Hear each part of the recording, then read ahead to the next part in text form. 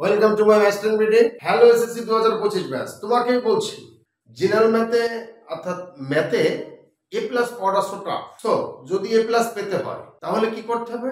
আমাদের জ্যামিতি যে বিভাগটা আছে অর্থাৎ খ বিভাগকে যে 20 মার্কস, সেই 20 মার্কসটা কনফার্ম করতে হবে।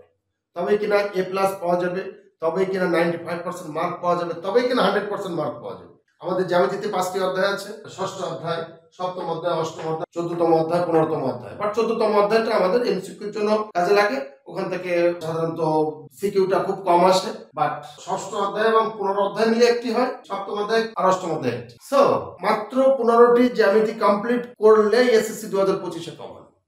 সেই ম্যাথ সাজেশন নিয়ে আমি বিশ্বজিৎ কুন্ডু তোমাদের সাথে। 3টে অধ্যায় মূলত আমরা বিশেষ করে ইফোর্ট দিব, তা হচ্ছে ষষ্ঠ অধ্যায়, সপ্তম অধ্যায়, অষ্টম অধ্যায়। এখান থেকে কেউ যদি মনে করে যে আমরা একটি অধ্যায় আমরা বাদ দিব, তাও দিতে পারে, কারণ আমাদের প্রশ্ন লাগবে 2টা, তা আমরা 3টে প্রশ্ন আসবে, সেখান থেকে আমরা যদি 2টো প্রশ্ন অ্যান্সার কনফার্ম পেয়ে যাই তো আমরা বাদ দিতেই পারি, কিন্তু দিব না। কারণ আমাদের টার্গেট গোল্ডেন এ প্লাস, অর্থাৎ 95% মার্ক, অর্থাৎ 100 মার্কস আমরা পাবো, সেই ইচ্ছা আমাদের। এখনো 4 মাসের উপরে আমাদের সময় আছে। অনেকেই হয়তো মনে করছে যে না, আমাদের কিভাবে আমরা শেষ করব। তো না, কোনো টেনশন নাই, কারণ এখন থেকে শুরু করো, আজ থেকে শুরু করো। দেন ফার্স্ট ফোকাস দাও এই জ্যামিতির উপরে। প্রথম 1 সপ্তাহ ধরে এই জ্যামিতিটাকে ফোকাস দাও, এই জ্যামিতিটাকে বোঝো, এই জ্যামিতিটাকে সুন্দরভাবে বুঝে প্র্যাকটিস করো, বোর্ড প্রশ্নগুলো অ্যানালাইসিস করো। কোন স্টুডেন্ট যদি জ্যামিতিটা যদি কমপ্লিট করতে পারে, নিশ্চিন্ত থাকো সে 100 মার্ক কভার করবে। জ্যামিতি সবার কাছে একটা হার্ডলি জিনিস মনে হয়, বাট সেই হার্ডলি জিনিসটাকে যদি আমরা সহজ করে আগেই কমপ্লিট করতে পারি, দেন আমাদের নিশ্চিত এ প্লাস, নিশ্চিত 95% মার্ক। অনেকেই কমেন্টস করেছে যে আমি সপ্তম অধ্যায় পারি, অর্থাৎ সম্পাদ্য পারি, কি কি উপপাদ্য আমরা পড়বো। আজ তাদের জন্য এই ক্লাসটি খুবই গুরুত্বপূর্ণ। আমরা কি কি উপপাদ্য আমরা এসএসসি 2025-এর জন্য পড়বো। ষষ্ঠ অধ্যায় থেকে জাস্ট আমরা কি করব, 19 নং সৃজনশীল আর 20 নং সৃজনশীলটা আমরা কমপ্লিট করব।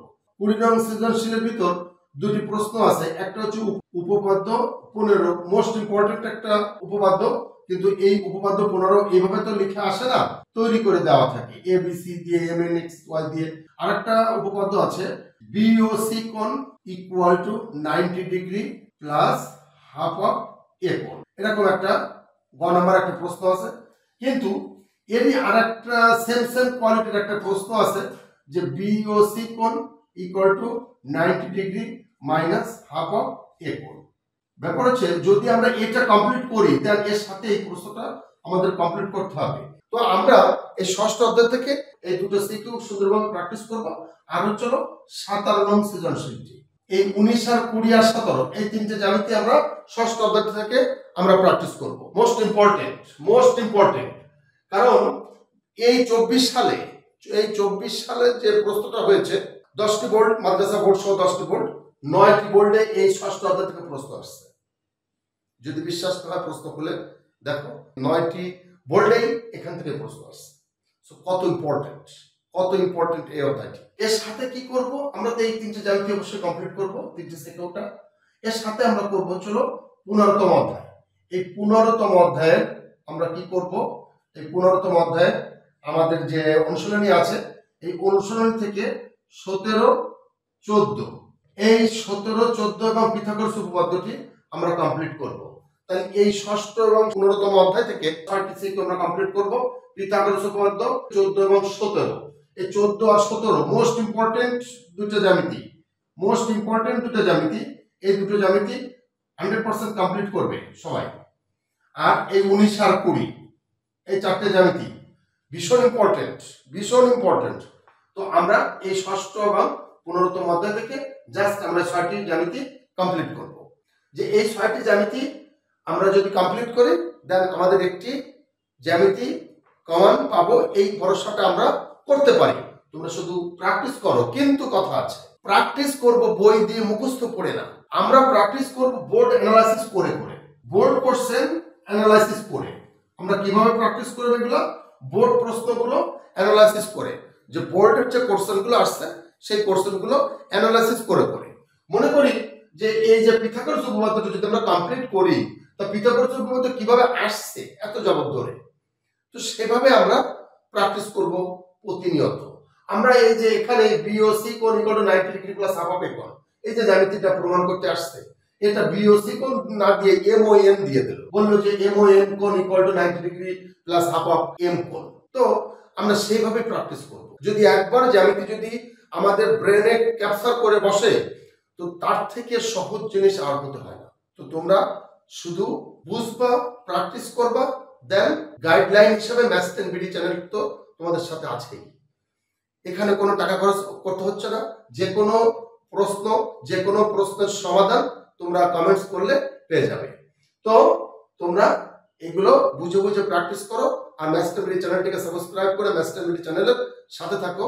এরপর আমরা দেখবো সপ্তম অধ্যায়। অবশ্যই সপ্তম অধ্যায় আমরা সবাই পারি, কারণ জ্যামিতি যদি আমরা করি তাহলে ওই সম্পাদ্য আমরা করি।